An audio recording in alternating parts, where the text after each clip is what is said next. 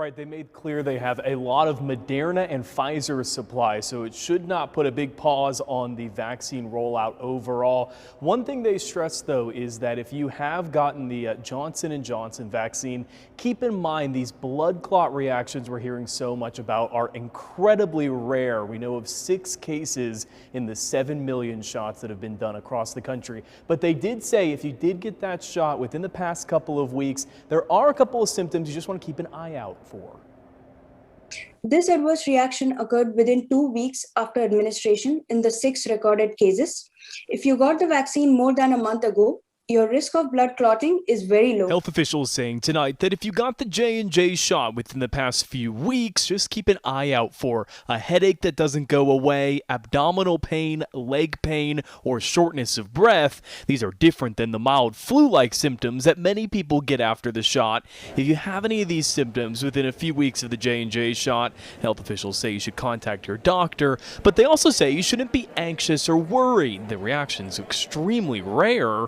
Right now, it's not clear how long the J&J pause will last, but health officials don't want it to make people hesitant to get vaccinated. That is obviously one of the big concerns, is that somebody will take this issue and apply it across the board to make assumptions that the vaccines are not safe, and that's just not true. The lesson I would recommend that people really take out of this is how sensitive our monitoring system is, that we were able to pick this up.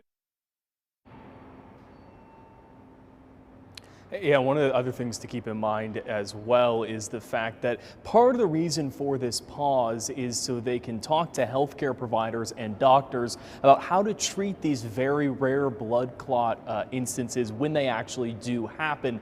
Part of the reason is because they need to be treated differently than typical blood clots. So they want to let doctors know that you may consider that they may want to ask people if they've gotten the Johnson & Johnson shot recently. So that's part of the reason for the pause. They're also, of course, investigating this, seeing if they can establish a link between the two. We do know that this is expected to be a temporary pause, and we do think we'll learn more tomorrow when a committee inside the CDC of their independent experts about vaccinations meets. That will be tomorrow afternoon. We'll learn a lot more then. Of course, we will keep following it for you. At the Capitol, Dylan Richards, KOCO 5 News.